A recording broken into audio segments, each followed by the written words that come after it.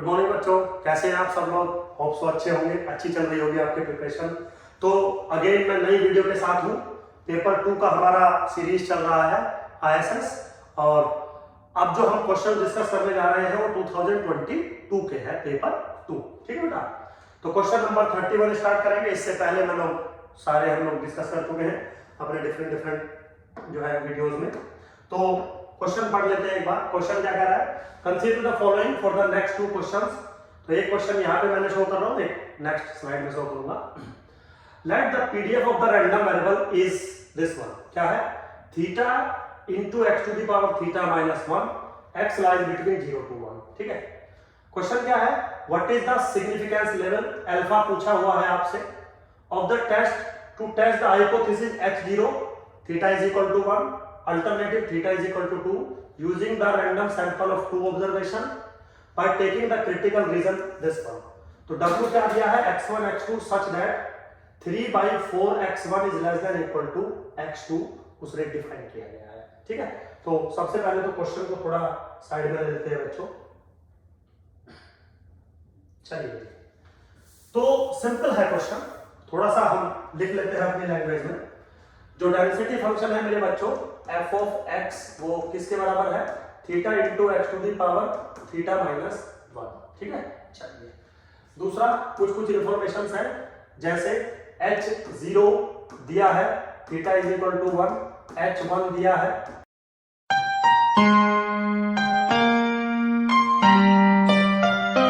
Is equal to 2। ठीक है।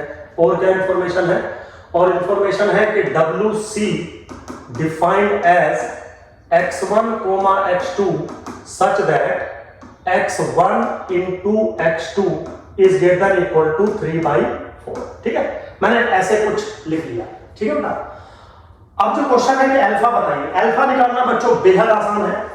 Alpha किसके बराबर बनेगा, प्रोबेबिलिटी दैट रिजेक्ट h0 मतलब sample point belongs to WC, और if sample point belongs to WC, इसका मतलब probability that x1 into x2 is greater equal to 3/4 given that theta is equal to 1। ये आपको चाहिए। ठीक है, सिंपल है बिल्कुल। लेकिन प्रॉब्लम ये है कि इसको कैलकुलेट करने के लिए, सोल्व करने के लिए x1 into x2 का डिस्ट्रीब्यूशन आपको चाहिए, जो आपके लिए कैलकुलेट करना ऑलमोस्ट इम्पॉसिबल है। तो कई बार मैंने ये आपको बहुत बात बोली है, ट्रिक बोली है कि बच्चों कुछ स्टैंडर्ड पीडीएफ्स हैं, ठीक, लाइक दिस, इनका कुछ स्पेसिफिक ट्रांसफॉर्मेशन एक्सपोनेंशियल को फॉलो करता है, और फिर एक्सपोनेंशियल के ऊपर हम कुछ काम करते हैं। ठीक। तो यहां पे भी वही सिनेरियो है, जो x आपको रैंडम वेरिएबल दिया गया है, जिसकी वैल्यू है 0 और 1 के बीच में, जिसका डेंसिटी फंक्शन आपको दिया गया है, which is what, theta into x to the power theta minus 1। मेरे बच्चों, अगर मैं यहां पे एक रैंडम वेरिएबल डिफाइन करूं y, विच इज माइनस के log x। ठीक है, ऐसा मैं कई वीडियो में पहले भी कह चुका हूं आपको। तो dy by dx किसके बराबर बनेगा, माइनस के 1/x। ट्रांसफॉर्मेशन का रूल क्या है, density function of x is equal to modulus value of dy by dx, which is 1/x into density function of y। थोड़ा सा अगर हम इसको सोल्व करें, f(y) is equal to x times density function of x, which is theta into x to the power theta minus 1, which is theta into x to the power theta। Now x की value यहां से अगर आप calculate करोगे तो e to the power minus y बनेगी, तो theta into e to the power minus theta y आपका डेंसिटी फंक्शन बना। ठीक है बच्चों, बिल्कुल सिंपल है, कोई रॉकेट साइंस नहीं है। तो यहां पे आपने मुझे एक चीज समझा दी कि जो भी डिस्ट्रीब्यूशन आपको दिया गया था, उसका minus of log x follow कर रहा है एक्सपोनेंशियल थीटा। ठीक, ऐसा मेरे को दिया गया है। अब इससे एक आसानी हो जाएगी।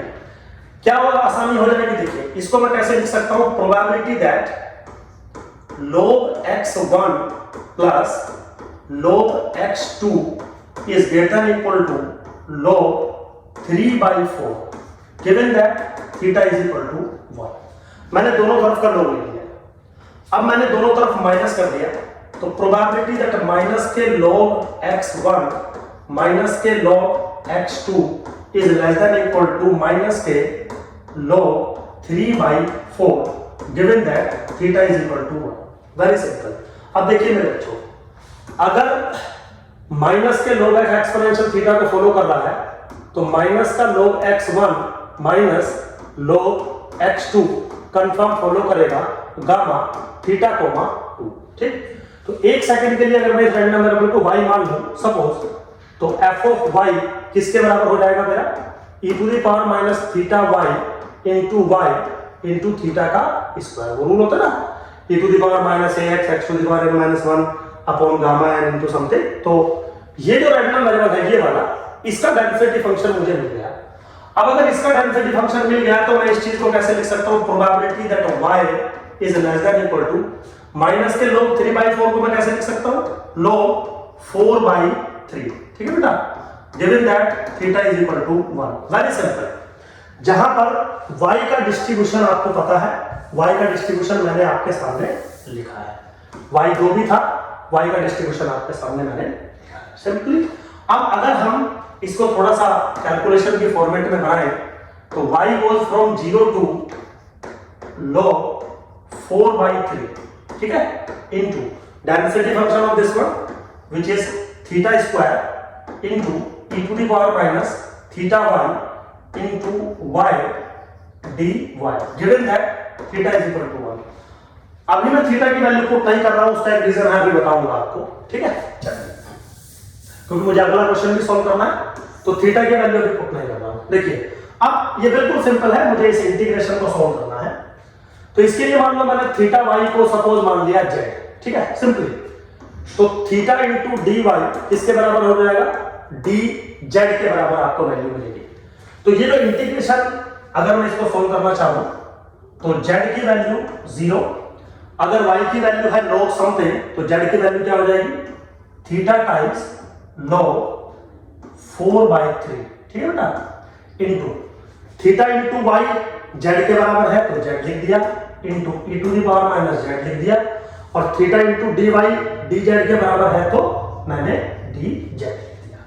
अब कुछ नहीं करना है, और given that theta is equal to 1, ये बात में पुट करेंगे, कुछ नहीं करना है, इस इंटीग्रेशन को आपको सॉल्व करना है। वेरी इजी, लेकिन करेंगे। तो चलिए जी, कुल मिला के जो मेरा सिनेरियो बन के आया सिंप्लीफाइड वर्जन में, वो क्या है, अल्फा की वैल्यू बराबर आ गई integration with z is equal to 0 to theta log 4/3, ठीक है, z into e to the power minus z dz, है ना, given theta is equal to 1। ये बात में लिखेंगे। ठीक, पहले इंटीग्रेशन को सॉल्व करते हैं। तो इंटीग्रेशन बाय पार्ट सॉल्व होगा, इसमें मुझे कुछ ज्यादा रॉकेट साइंस लगाने की जरूरत नहीं है। रूल क्या होता है बच्चों, पहले को सेम रखते हैं, ठीक है जी, रख दिया, इनटू दूसरे का integration e to the power minus के z अपॉन माइनस 1, ठीक है जी, फिर माइनस करते हैं, होल पे इंटीग्रेशन, पहले का derivative which is z into अंदर वाले का फिर से integration e to the power minus के z अपॉन माइनस 1 करोगे तो यहाँ पर वैल्यू आ जाएगी प्लस, और जो लिमिट है वो z इज इक्वल टू 0 से लेके थीटा log 4/3, और लिमिट इस पे भी लगेगी। तो मैं अगर चाहूं तो एक काम कर लेता हूं, ऐसे मत लिखो आप, एक सेकंड मेरे बच्चों, ऐसे करने की जरूरत भी नहीं है, ऐसे करने की जरूरत भी नहीं है, आप इसको डायरेक्ट जो है अपर लिमिट लगा दीजिए, 0 से लेके थीटा टाइम्स log 4/3। मतलब ये कोई स्टैटिस्टिक्स नहीं है, दिस इज प्योरली मैथमेटिक्स। तो मेरे बच्चों, इसको अगर आप सॉल्व करोगे तो दिस इज माइनस के z e to the power minus z, ठीक है, अब प्लस, अब जब आप इसका इंटीग्रेशन यहाँ पे 1 हो जाएगा, ये 1 था, तो this is e to the power minus के z upon minus 1 bracket close 0 to theta log 4/3। ठीक है, सिंपल है, बिल्कुल कोई ऐसा रॉकेट साइंस नहीं है। तो मैं इसको थोड़ा सा कैसे लिख सकता हूँ, माइनस में बाहर ले सकता हूँ, e to the power minus z मेरा बाहर आ जाएगा, तो यहाँ पे क्या बनेगा, z प्लस 1 बनेगा bracket close 0 to theta times log 4/3 है बच्चों। ठीक है, सिंपल है बिल्कुल। अब अगर वैल्यू डालने माइनस है तो मैं जीरो वाली वैल्यू पहले इधर ले लेता हूं, तो किसके बराबर बनेगा? अगर मैं z की वैल्यू जीरो डालूं तो ये बनेगा 1 माइनस, और अगर मैं ये वैल्यू डालूं तो this is 1 plus theta times log 4/3 bracket close e to the power minus theta times log 4/3। ये एक सिंपल सा एक्सप्रेशन मेरे बच्चों बन रहा है। इसकी जरा वैल्यू एक बार सोल्व कर ली जाए तो alpha is equal to, simple है बिल्कुल, 1 माइनस 1 प्लस, अब ये जो थीटा है, ये वाला जो थीटा है पावर में ऊपर चला जाएगा तो वैल्यू क्या बनेगी? 1 minus bracket 1 plus log 4/3 to the power theta bracket close. इसको अगर आप देखें तो देखिए e to the power minus theta अगर मैं ऊपर लेके जाऊंगा, इसकी बात कर रहा हूं, सिंपली इसकी बात कर रहा हूं, तो e to the power log 4/3 to the power minus theta जाएगा। इसको मैं e to the power log 3/4 to the power theta लिख सकता हूं। एक्सपोनेंशियल की पावर log है तो हट जाएगा, तो 3/4 टू दी पावर थीटा ये बचेगा। तो ये जो फैक्टर है ये बचेगा 3/4 टू दी पावर थीटा। बिल्कुल सिंप्लीफाइड वर्जन है, कोई इसमें जो है रॉकेट साइंस बच्चों नहीं है, ठीक है, सिंपली मैंने दे दिया इसको। अब देखिए, अब यहां पे क्या चल रहा था? यहां पे चल रहा था given theta is equal to 1, तो अब आप थीटा की वैल्यू 1 डाल दीजिए और इसको थोड़ा सा मतलब याद रखिएगा, इक्वेशन नंबर स्टार डाल के थीटा इज इक्वल टू अगर मैं 1 डाल दूंगा, if theta is equal to अगर मैं 1 डाल दूंगा तो अल्फा की वैल्यू क्या बनेगी? 1 माइनस ब्रैकेट 1 प्लस थीटा की वैल्यू 1 डाल दूंगा तो log 4/3 इंटू 3/4, ठीक है। तो किसके बराबर बनेगा भाई? 1 माइनस 3/4 माइनस 3/4 इंटू log 4/3, ठीक है। इसको अगर आप सोल्व करेंगे तो 1/4 माइनस के 3/4 log 4/3, ये ऑप्शन मेरे पास बन गया है। 1/4 माइनस के 3/4 log 4/3, ठीक है बेटा। चलिए जी ऑप्शन देख लेते हैं, ऑप्शन देख लेते हैं मेरे बच्चों। ऑप्शन है log 3 नहीं है, log 3 माइनस log 4 नहीं है, log 4 नहीं है, log 4 माइनस log 3, ओहो, ठीक है मेरे बच्चों। तो चारों में से कोई भी ऑप्शन करेक्ट नहीं है, correct option is this one. तो ऐसा जरूरी नहीं है, मतलब ठीक है गलती हो जाती है यूपीएससी से, कोई इतना घबराने की जरूरत नहीं है। तो करेक्ट जो आंसर है वो आपके सामने लिखा है, ठीक है बेटा। अब आपके दिमाग में जाएगा कि सुधीर सर आपने जो ये थीटा को सबसे बाद में डाला था उसका क्या रीजन था। अब मैं अगला क्वेश्चन आपसे लेके जो है बात करता हूं। अल्फा को मैंने यही छोड़ा। देखिए नेक्स्ट क्वेश्चन क्या है इसका, नेक्स्ट क्वेश्चन क्या है? What is the power function, क्या बताना है आपको? पावर फंक्शन, पावर फंक्शन आपको बताना है ऑफ द टेस्ट। h0 क्या है? Theta is equal to 2, h1 क्या है? Theta is equal to 3। Using a random sample this of size, सब कुछ सेम, बस इस बार क्या है आपको पावर फंक्शन बताना है। तो अगर हम थोड़ा बैक चले और इस चीज को हम देखें, क्योंकि हमें कैलकुलेशन का थोड़ा ध्यान रखना होता है ना। अगर हम पावर फंक्शन की बात करें, p थीटा किसके बराबर होता है? Probability that reject h0 when theta is the true value, theta is the true value of the parameter, ये होता है पावर फंक्शन, है ना। तो यहां पे हम थीटा की कोई वैल्यू नहीं डालते, थीटा को थीटा ही छोड़ देते हैं, तभी ये फंक्शन ऑफ थीटा बन के आता है। और क्योंकि ये पावर है विच इज 1 माइनस बीटा, तो हम रिजेक्ट करेंगे हाइपोथेसिस को। अब सिनेरियो तो बच्चों बिल्कुल सेम रहा ना। फिर प्रोबेबिलिटी दैट रिजेक्ट कब हो रहा था? जब x1 into x2 greater than equal to था 3/4 के, ग्रेटर देन इक्वल टू था 3/4 के, given that the true value of the theta is theta. तो ये जो चीज है मेरे बच्चों, ये चीज आपने इक्वेशन नंबर स्टार में अभी तो कैलकुलेट करी थी। ये भी तो यही है ना, probability that reject h0 when theta is equal to 1। तो जब तक मैं थीटा इज इक्वल टू 1 ना डालूं, ये चीज और ये चीज बिल्कुल सेम है, इसीलिए मैंने थीटा को सबसे लास्ट में डलवाया था। इसका मतलब पावर फंक्शन बनेगा 1 minus 1 plus log 4/3 to the power theta bracket 3/4 to the power theta. Now this is my power function. अब बस थोड़ा सा इसको आप सोल्व कर लीजिए.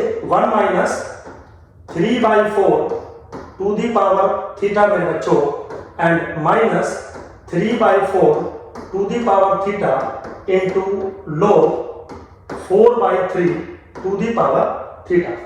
सिंप्लीफाई इसमें मैंने किया है. अब वो पावर को अगर मैं आगे चलूं, क्या पूछा है उसने? Power function of the test to test H0 against using a random sample of size 2 taking the critical region this मान. अब उसने शायद या तो यहां पे गलती से लिख दिया होगा पावर फंक्शन. अब इसको पावर फंक्शन नहीं लिखना चाहिए मेरे अकॉर्डिंग, क्योंकि पावर फंक्शन अगर आप कहते हो तो थीटा का फंक्शन होता है, और अगर आप पावर कहते हो तो पावर फंक्शन की वैल्यू हो जाती है अंडर द अल्टरनेटिव हाइपोथेसिस. तो किसी भी ऑप्शन में थीटा इन्वॉल्व नहीं है, तो उससे हो सकता है ये पावर फंक्शन लिखना गलती हो गई हो. इसका मतलब है कि वो पावर निकालना चाहता है, और पावर कब निकलती है? Reject at 0 when H1 is true. H1 is true का मतलब है थीटा की वैल्यू 3 मैं इस्तेमाल करूंगा. तो चलिए कोई बात नहीं. तो इसका मतलब है कि आपको थीटा की वैल्यू 3 इस्तेमाल करनी है, क्योंकि पावर का मतलब भी होता है अंडर H1 is true. तो बस थीटा की वैल्यू मेरे बच्चों 3 इस्तेमाल करनी होगी आपको. So this is 1 minus 27/64 minus 27/64 into log 64/27. ठीक है बेटा. इसको अगर आप देखें माइनस इसमें करें तो 37/64. ठीक है. अब इसको थोड़ा आप देखें, देखिए ये माइनस है, लेकिन मैं इसको लिखा हूं प्लस, और यहां लिखा हूं 27/64 सेम. अब जब आप इसको प्लस लिखोगे ना तो ये log में रिवर्स हो जाता है, तो ये हो जाएगा log 27/64.